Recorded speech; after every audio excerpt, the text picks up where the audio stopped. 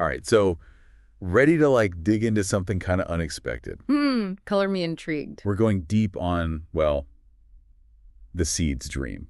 Okay, I've heard of this one. Yeah. It's that piece by Aurora Moon McKnight, right? Over at what was it called? The Kraken lore, and Oh, yeah, honest, that's right. Kraken the lore. name totally fits the vibe. Totally, yeah, like the seed's dream of becoming more than forests. You kind of have to know more, you know? Exactly. But okay, so McKnight, she doesn't just use seeds like as some obvious metaphor, right? Right. She takes us through these like aspirations they have, starting with, you already said it, the forest thing. Yeah, and that on the surface, it's like, okay, standard growth stuff, but But there's more to it, I think. yeah, she's getting at what a forest really Yeah. is. Not just trees, but like everything, depending on everything else. Oh, for sure. Like that whole web, even down to the what are they? The fungi. Totally. And then that makes you think, like, what about us wanting that connection?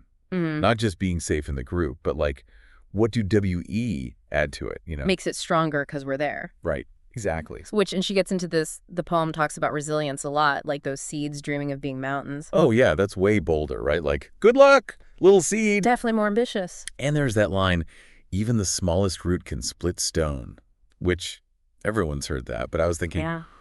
what if her goals, they don't always need to be that forceful, you know? Interesting. We love the never give up thing, but maybe there's something to knowing when to change course, too. Like a seed just blowing in the wind till it finds the right spot. Yeah.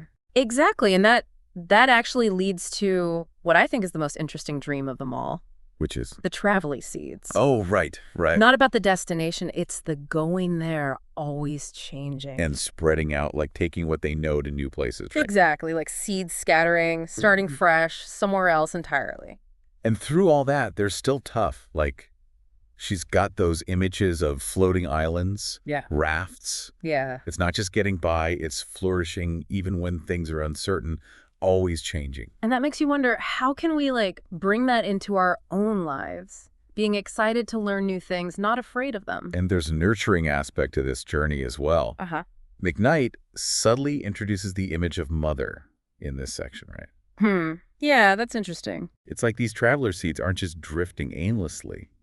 They're carrying the potential for life, for nourishment, for the creation of something new. That's a powerful connection to the human desire to leave a legacy. It's like, be the change you want to see in the world. But she's saying to be like those traveler seeds, adaptable, resilient, and always striving to plant seeds of positivity and growth wherever we go. Yeah, it's like a reminder of how we can contribute, how our own experiences can help others thrive. It's like a seed carrying the blueprint for an entire forest within it.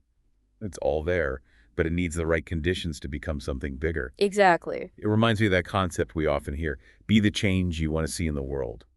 McKnight seems to be urging us to be like those traveler seeds, adaptable, resilient, and always striving to plant seeds of positivity and growth wherever we go. And that brings us to the heart of what makes this piece so impactful, the closing message about the sacredness of life and the power of what if. It's easy to get caught up in the mundane. Right. It's easy to lose sight of the wonder that surrounds us. Absolutely. And it really highlights the incredible complexity and resilience of nature.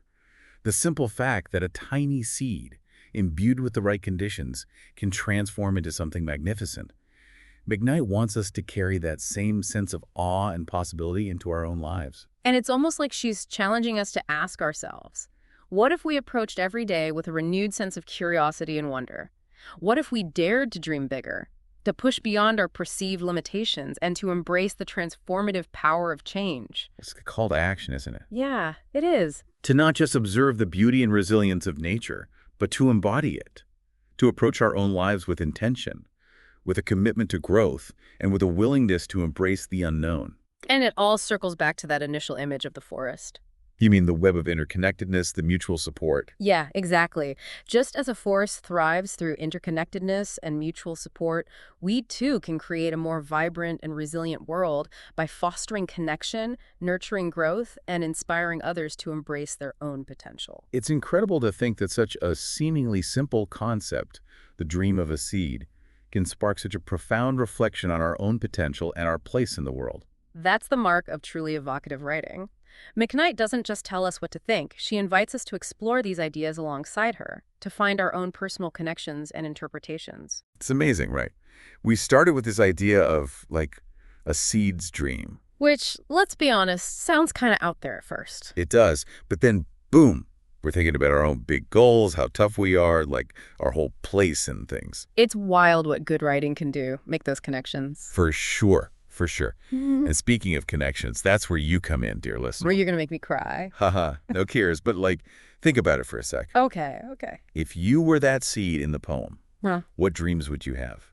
What would you want to grow into? It's a big question. Totally. But don't hold back. Let your imagination go wild, just like those seeds dreaming beyond the dirt. You know? And here's the thing. Even the biggest tree, the tallest mountain, it all started small, right? So it's one tiny thing, something you could do today that gets you a little closer to those big dreams. That's something to think about. Right. So keep those dreams growing and that curiosity about the world. And until next time, happy digging.